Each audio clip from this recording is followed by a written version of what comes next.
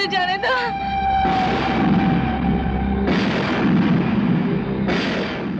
मुझे जाने दो।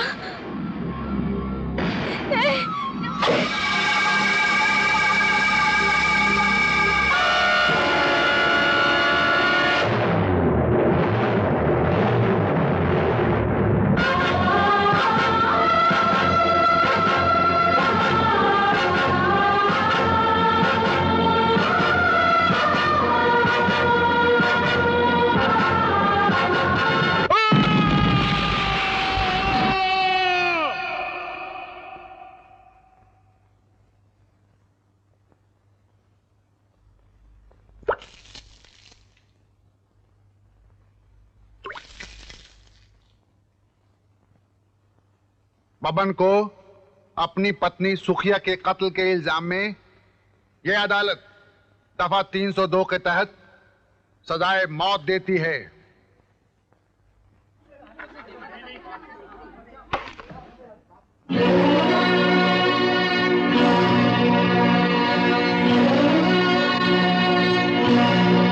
जीवा, ये तुमने क्या किया? वही जो आपने किया था। फर्क सिर्फ इतना है कि आपने यशपाल सिंह को अदालत से बाइज्जत रिहा कर दिया था और मैंने उसे जिंदगी से बाइज्जत रिहा कर दिया। जानती हो, जो कुछ तुम कह रही हो उसके एवज में तुम्हें फांसी की सजा भी दी जा सकती है। मैं फांसी के फंदे को मंगलसूत्र की तरह गले में प्यार से पहनूंगी। मेरी आपसे एक विनती है जज साहब, जिन सुहाग के कपड़ों में विदा होकर ससुराल गई थी, उन्हीं कपड़ों में मुझे फांसी देने का हुक्म दिया जाए।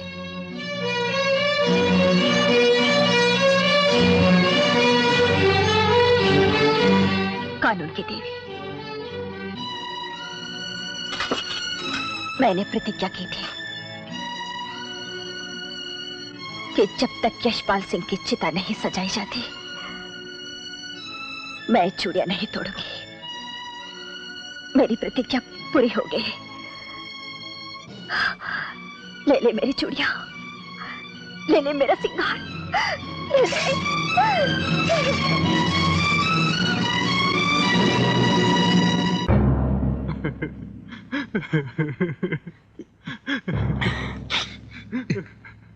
लगता है बड़े मालिक नहीं आएंगे। पंडित जी। तत्सद्ये ब्रह्मोदितीय प्रार्धे श्री श्वेतवारा कल्पे जम्बू दीपे। बड़े मालिक आ गए।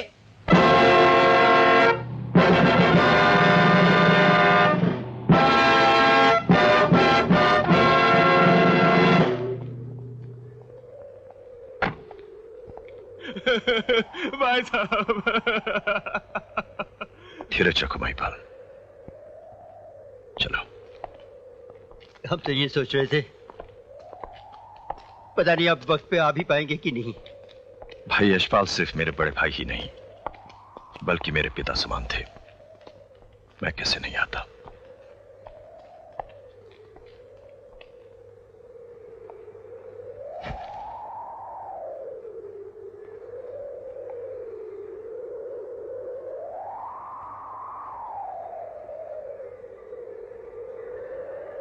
ओम तत्सद्ये ब्रह्मोदितीय प्रार्धे श्री श्वेतवारा कल्पे जम्बूदीपे भरतखंडे आर्यावर्तिक देशांतर्गते कलियुगे कलिप्रथम चरणे मम भ्राता मुख अग्नि समर्पयामि।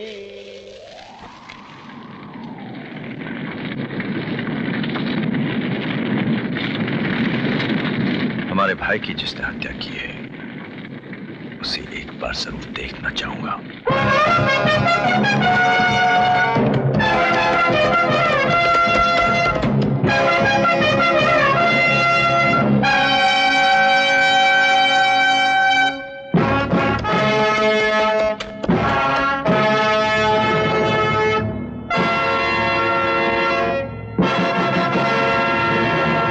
भाभी माँ, आप और यहाँ?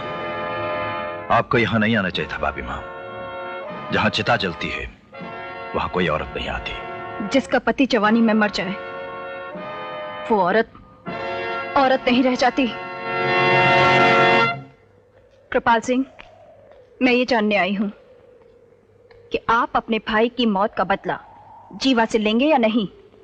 भाभी मां, अच्छा तो ये होता कि आप जीवा को क्षमा कर दें, क्योंकि सच्चाई ये है कि इस सारे मामले में दोष भाई साहब का ही है।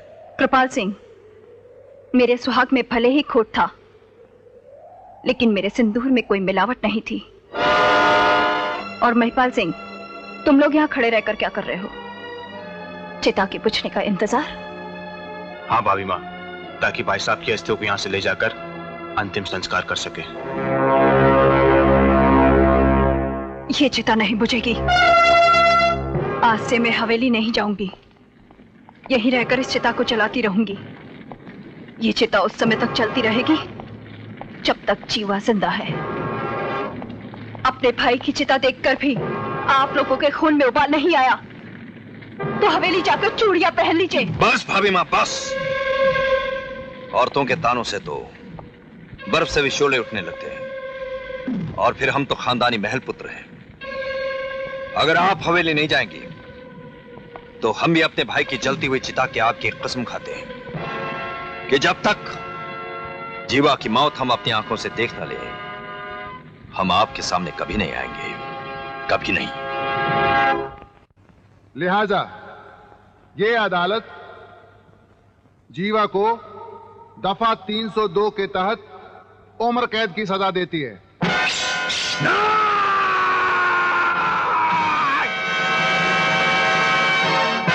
सजाए मौत होनी चाहिए इसे। छोड़ दो मुझे, छोड़ दो।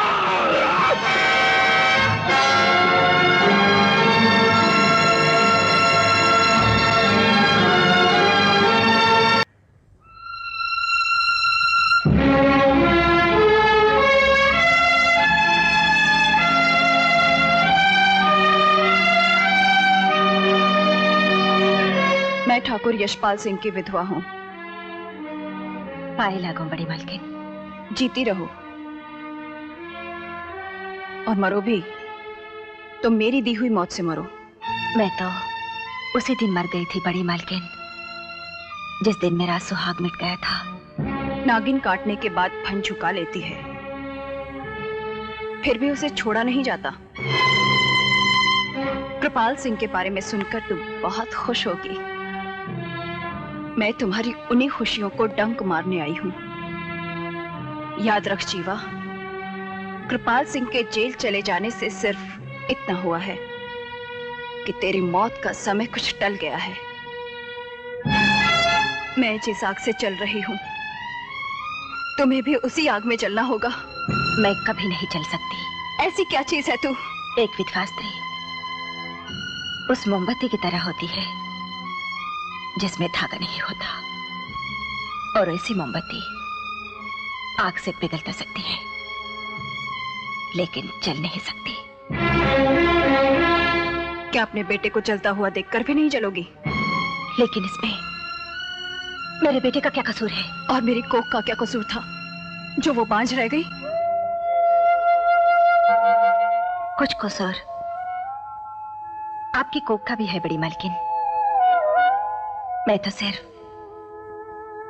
एक रात के लिए अपने पति के साथ रही, लेकिन आप तो 5-6 साल अपने पति के साथ रही। फिर भी आप जिया! मेरी आपसे एक विनती है बड़ी मालकिन,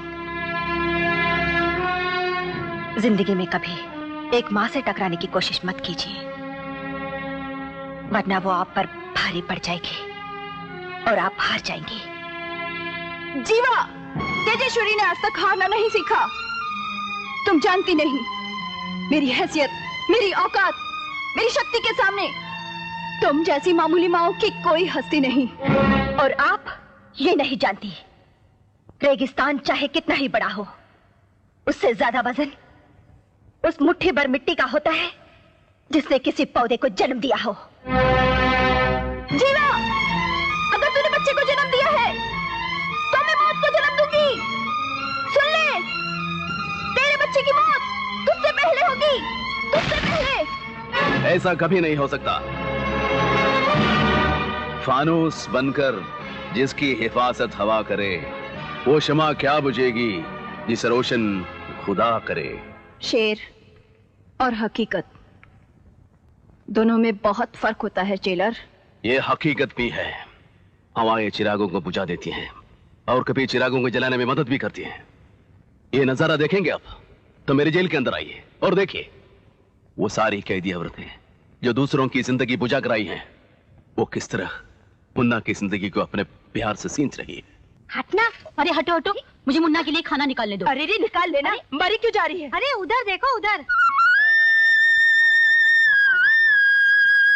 अरे वाह, ये तो बिल्कुल कृष्ण भगवान की तरह जैसे सुदर्शन चक्र घुमा रहा है। आंटी मेरा लॉकेट निकाल दीजिए ना आंटी।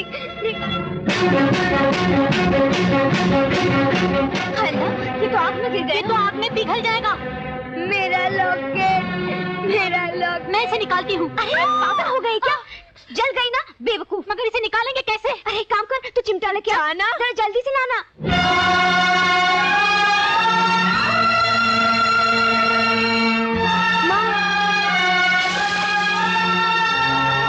जब बिल्कुल ठंडा हो जाए उसके बाद पहन लेना। मुन्ना ने तेरे माँ कह दिया, पता नहीं ये इसे बेटा कब कहेगी। काम का अपना हाथ जलाने की क्या जरूरत थी? ये तो अच्छा ही हुआ, जो नाम दिल में रखा था वो हाथ में भी आ गया।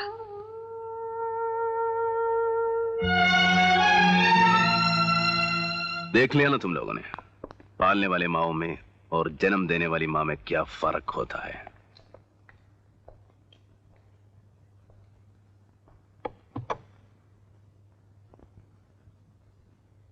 दुनिया में सब कुछ मिल जाए, सब कुछ, लेकिन मां नहीं मिले तो समझो कुछ नहीं मिला।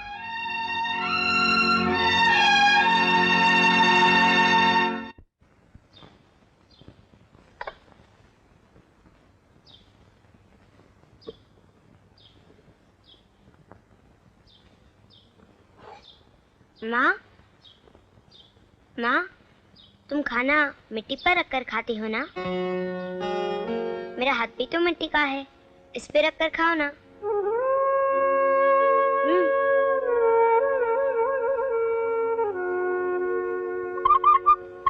Ice cream, ice cream.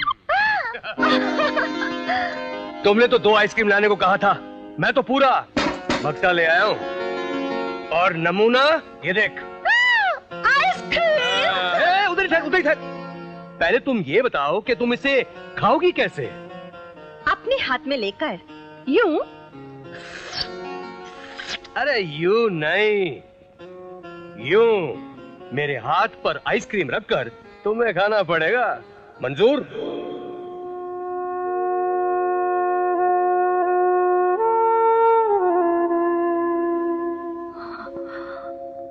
अरे सोच क्या रही है?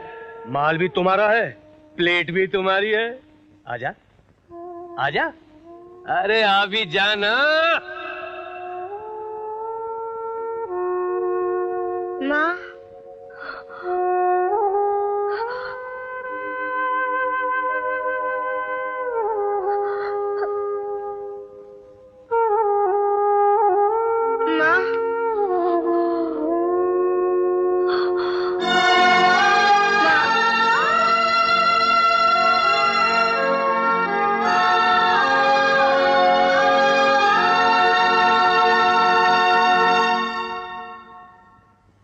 Honorable members on the dais, भाई और बहनों, आजकल हमारे देश में लॉ एंड ऑर्डर की हालत दिन ब दिन खराब होती जा रही है।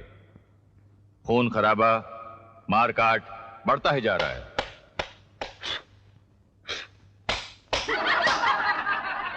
Silence, silence. ये सच है कि कुछ कारणों से कानून कुछ कमजोर हो गया है, लेकिन इतना भी मजबूर नहीं हुआ है कि कानून की देवी का अपमान करने वालों को आप लोग सजा ना दे सकें। सजा जरूर दें। गौड़ा साहब, आपका कानून कमजोर भी है और मजबूर भी, और कभी कभी तो आपका कानून गुनहगार भी बन जाता है। कौन है ये? ये कहां से टपक गया? पता नहीं सर। तुम यहाँ क्यों आ गए? मैं यहाँ यह खबर देने आया हूँ कि मैं एक ऐसे मुजरिम को जानता हूँ जिसने कानून की देवी का अपमान ही नहीं किया बल्कि उसे फांसी दे दी। फिर भी मेरा यह दावा है कि आपका कानून उसको सजा नहीं दे सकता। ऐसा हो ही नहीं सकता। बताओ कौन है वो, उसे सजा जरूर मिलेगी।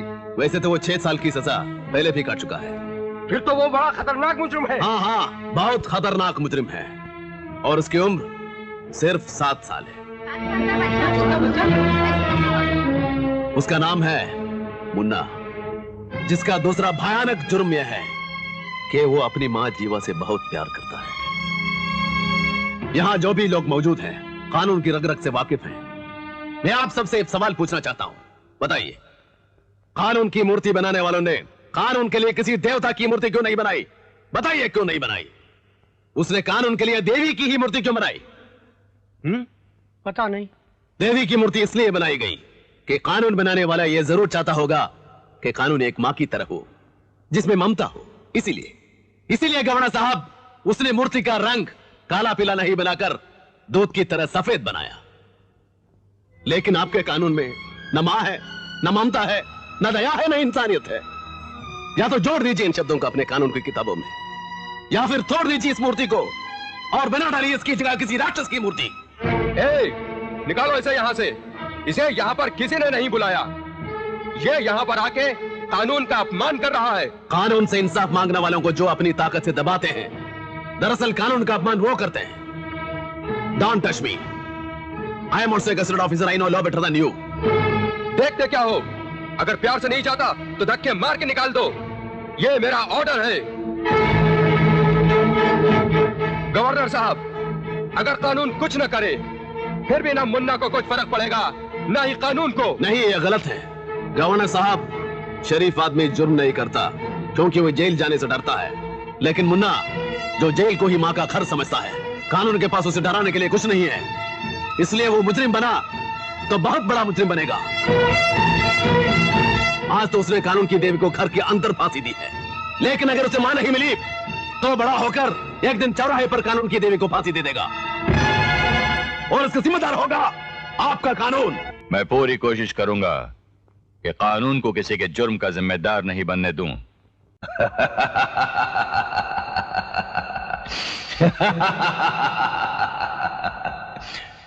पहली बार इस गुंबद के नीचे तुम एक अच्छी खबर लेकर आए हो कि गवर्नर जीवा से जेल में मिलने आने वाले हैं। हो सकता है कि उसके बच्चे पर तरस खाकर वो उसे रिहा भी कर दें। भगवान करे ऐसा ही हो। जल्द से जल्द वो उसे जेल से रिहा करें और हम उसे इस दुनिया से रिहा कर दें।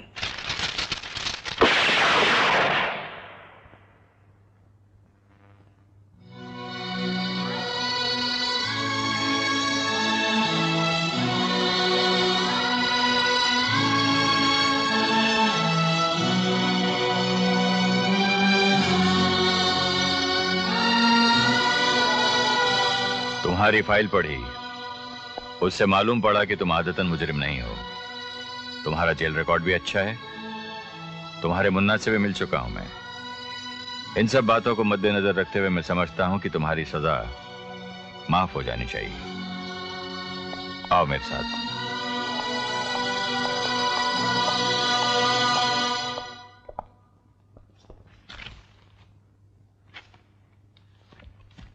इस पर दस्तखत कर दो।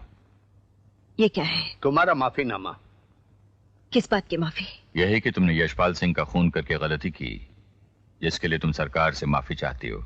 गवर्नर साहब, मैं माफी मांगने के लिए तैयार हूं, लेकिन इससे पहले जिस कानून ने मेरे पति के हत्यारों को बाइज्जत रिहा कर दिया था, उससे कहिए कि वो मुझसे माफी मांगे।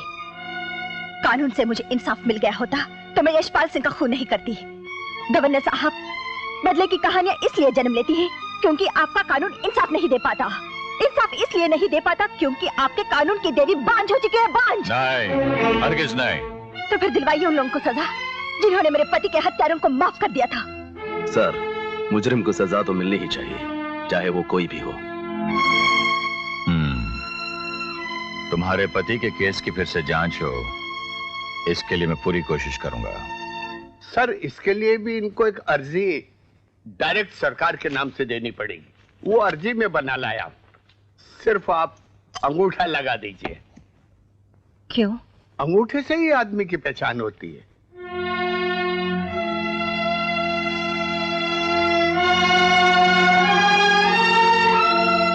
ये क्या किया तुमने? एक स्त्री की पहचान उसके पति के नाम से होती है। अगर मेरी ये पहचान आपको पसंद नहीं आई तो फाड़ दीजिए इस कागज को। नहीं चाहिए मुझे माफी। ठीक है, ठीक है।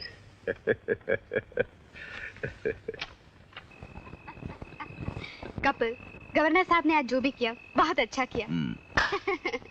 अब एक खुशखबरी मैं तुम्हें देती हूँ। हर साल की तरह इस साल भी बंजारे आए हैं। क्यों ना हम अपने टेंट में चलकर उनका डांस देखें? अच्छा, यानी कि खुशी भी है और जश्न का इंतजाम भी है। डीएसपी साहब प्लीज।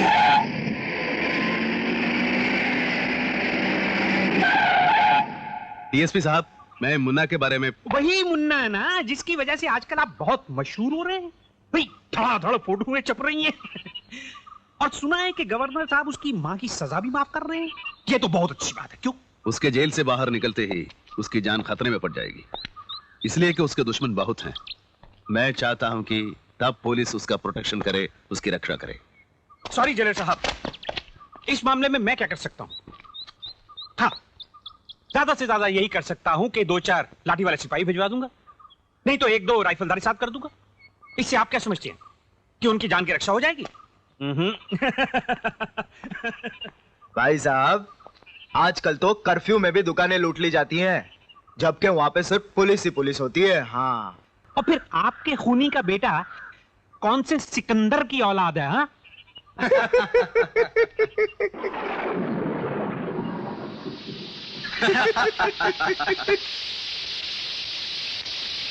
आप सब ये बताइए कि आप मुन्ना के बारे में कुछ कर सकते हैं या नहीं? पुलिस तेरे बाप की नहीं है जो तेरी हर बात मान ली जाए।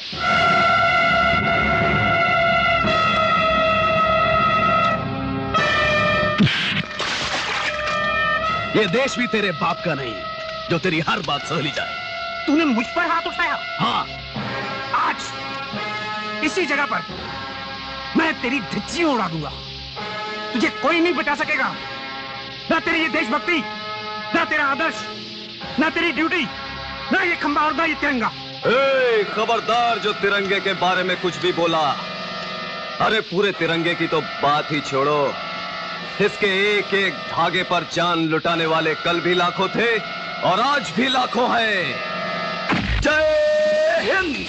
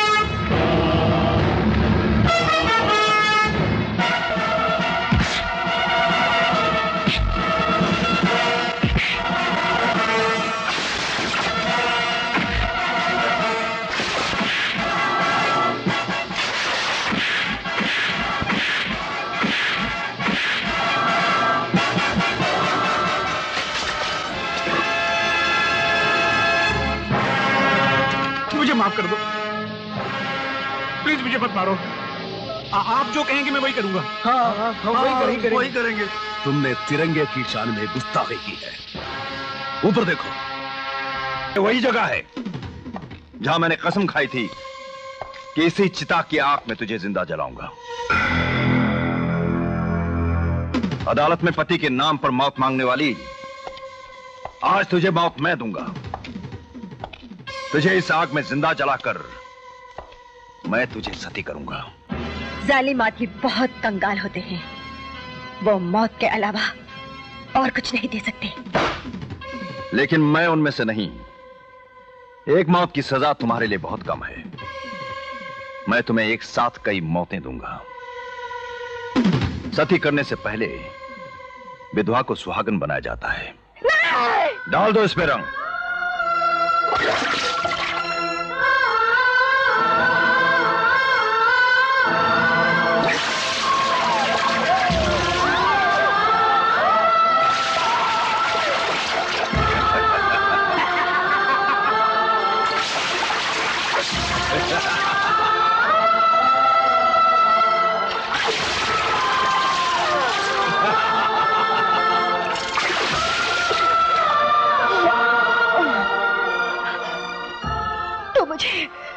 बेशक जला दे, मार दे, लेकिन एक विधवा के साथ ये अन्याय मत कर, ये अन्याय मत कर। और डालो।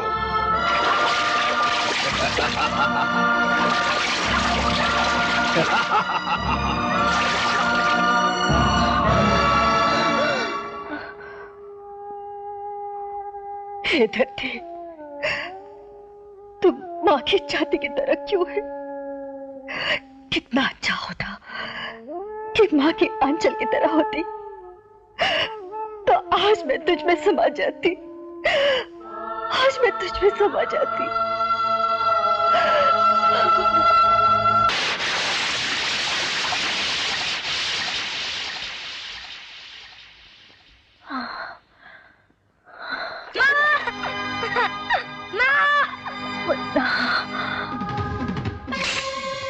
हसिया से काटी थी ना मेरे भाई की गर्दन, हाँ? अब मैं तेरे बेटे की गर्दन इस तलवार से टुकड़े कर दूंगा। नहीं, मैं ऐसा नहीं करने दूंगी। करो कोशिश। ना तू पहले इसे तोड़ पाई थी, ना अब तोड़ पाएगी। पहले एक विधवा पत्नी कोशिश कर रही थी, जिसे तुम देख रहे थे। अब ये माँ की शक्ति देख। तो दिखाओ माँ की शक्ति, दिखाओ।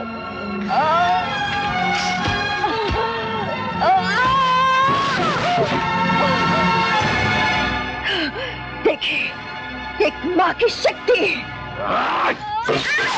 ले जाओ इसे चिता के पास। अब इसे जिंदा जलाकर मैं अपनी सौगंध पूरी करूंगा।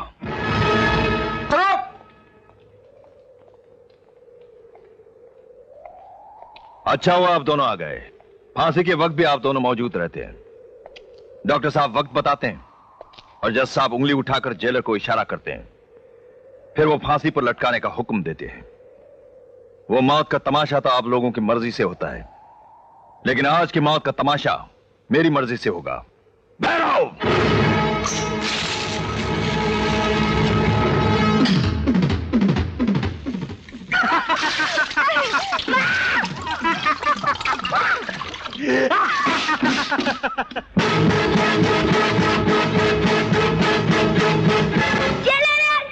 आत्मा कभी नहीं मरती, जीवन का ये सूत्र है, जुल्म सितम से लड़ने वाला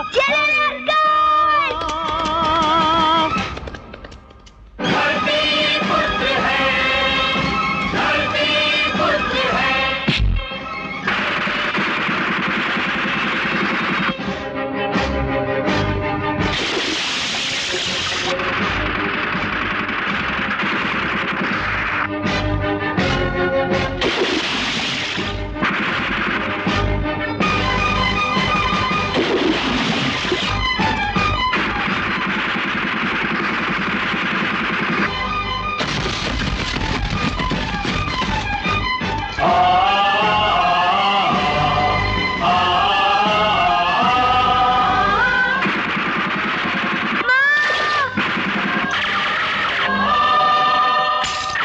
लोग अर्थी कांधे पर उठाते हैं, लेकिन मैं तेरा कफन कांधे पर लाया हूं। हाँ कृपाल सिंह, यह है तेरा कफन।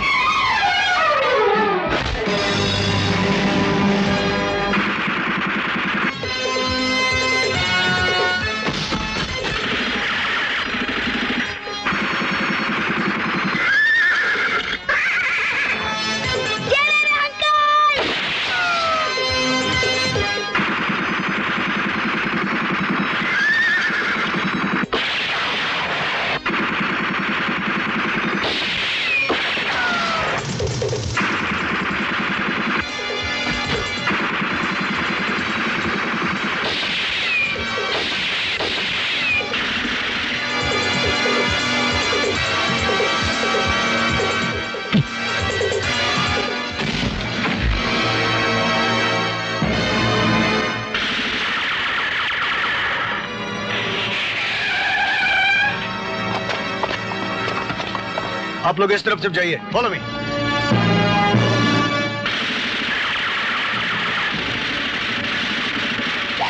महिपाल,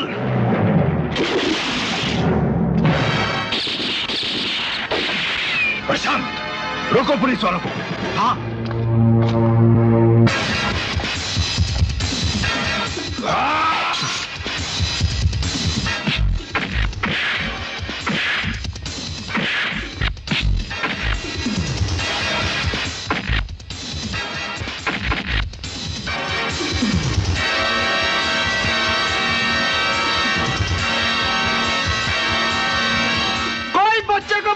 कोई बच्चे को बचाओ।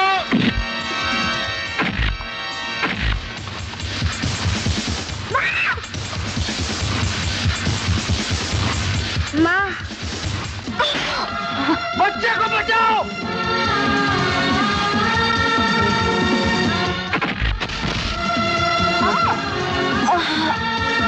Save him! Save him!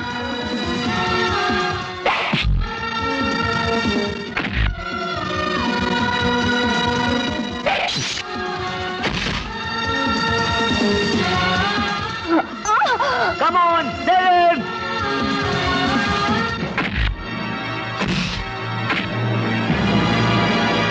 जाना! कृपाल सिंह जिंदा रहा तो बच्चे को मार ही डालेगा। छोड़ना मत। हाँ, उसे छोड़ना मत। उसे छोड़ना मत।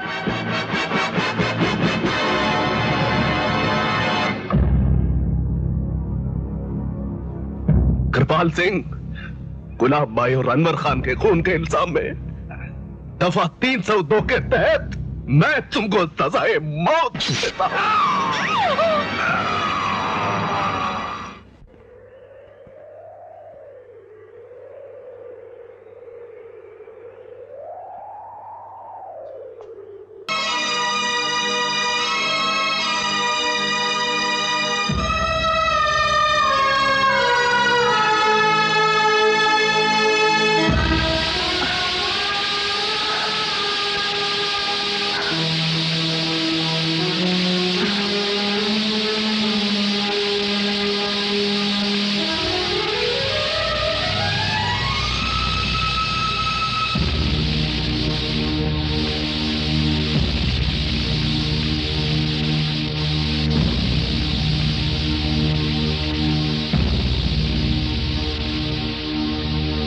अनहोनी को होनी करके दिखाओ तो होली है। नदी के दो किनारों को तुम मिला